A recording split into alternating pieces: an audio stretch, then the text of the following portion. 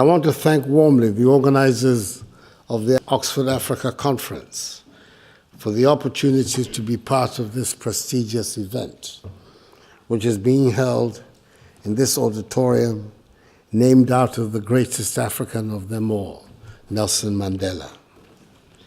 Since by the generosity of the Ghanaian people and with the blessing of Almighty God, I assumed the high office of President of the Republic of Ghana some 16 months ago, I've been privileged to address audiences in the three most renowned institutions of higher learning in Britain.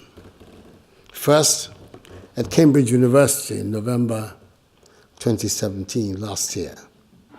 Then last month in April, at the London School of Economics. And today, the icing on the cake.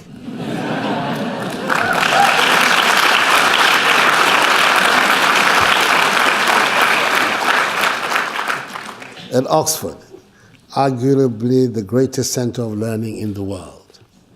I'm indeed honored and very pleased to be back here again. I know we complain about the rest of the world treating Africa as though it was one monolithic country, instead of a continent of 54 sovereign nations.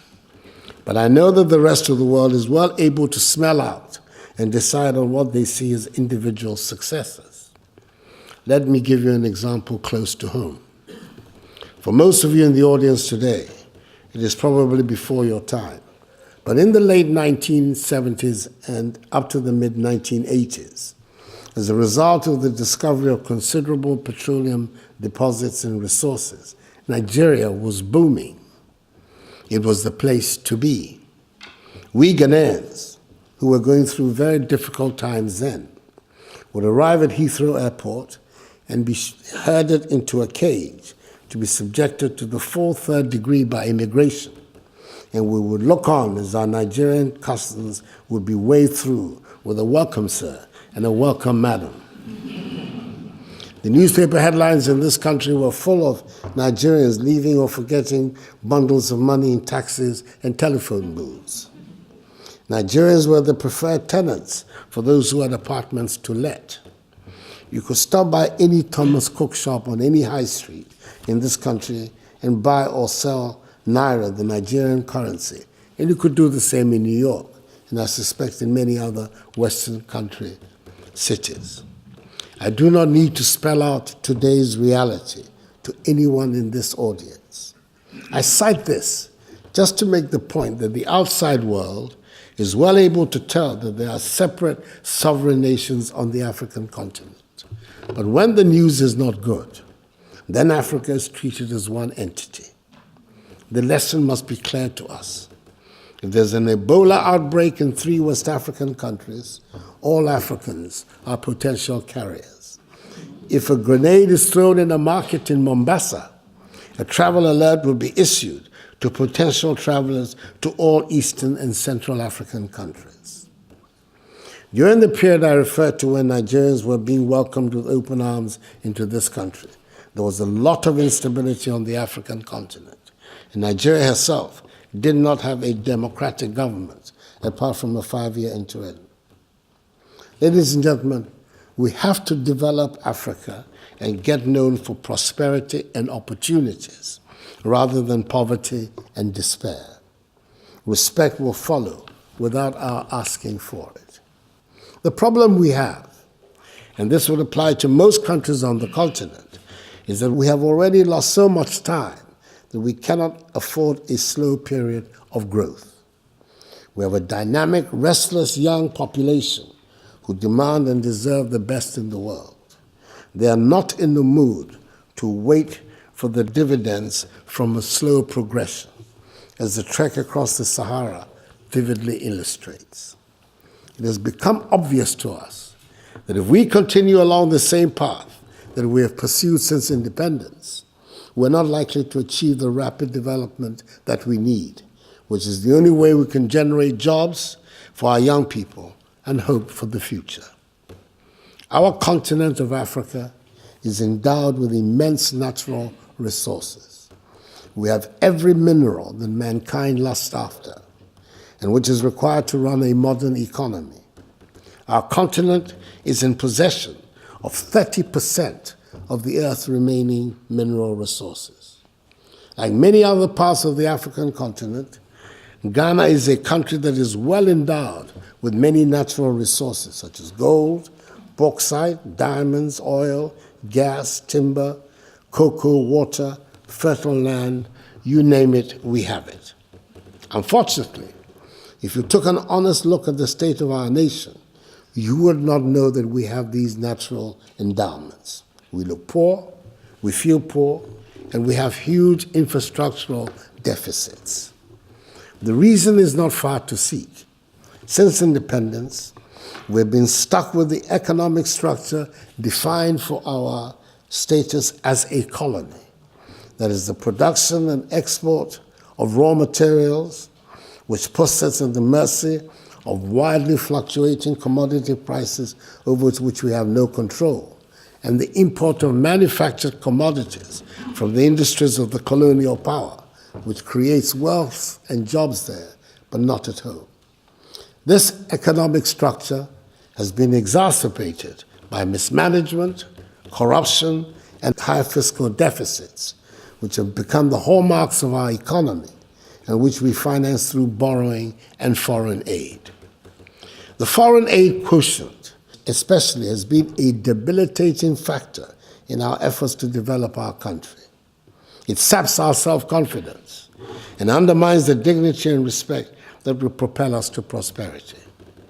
The very sad part of the aid dependency is that it was never intended to help us develop, to stand on our own. It must be clear to all of us that the economic transformation we aspire will not come through aid.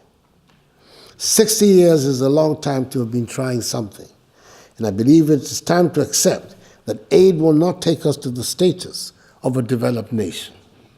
It is also obvious that many of those who have been giving aid no longer do so with any enthusiasm.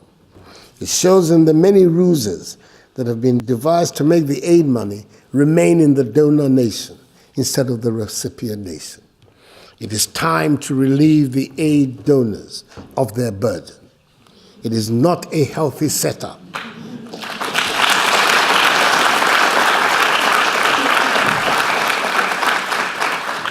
It is not a healthy setup. It is bad for both the giver and the receiver.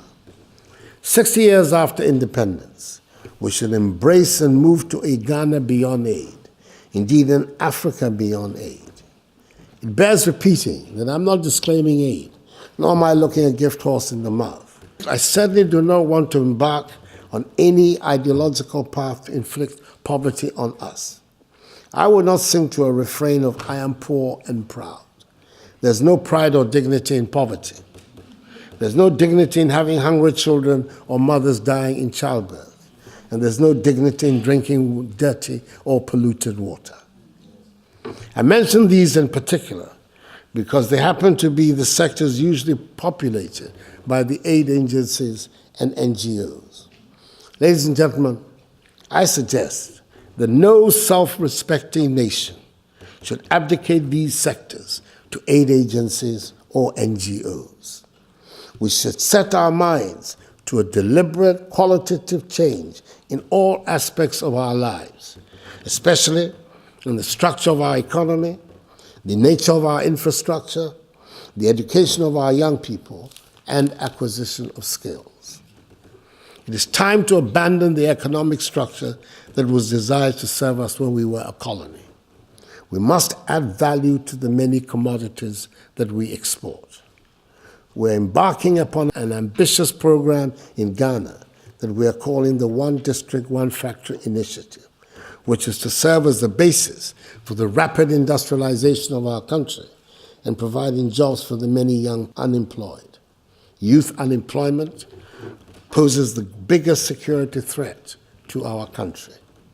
When most of these factories get going, the main activity will be value addition and food processing. The One District, One Factory initiative goes hand in hand with our determination to add value to our natural resources.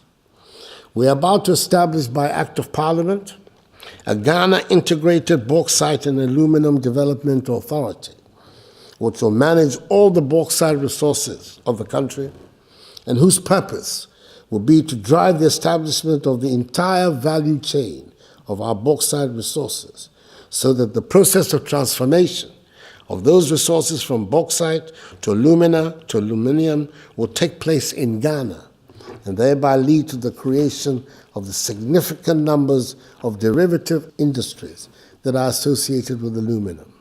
And aluminum, as we all know, is the metal of the future. We have the same plans for the development of our considerable iron ore and manganese deposits.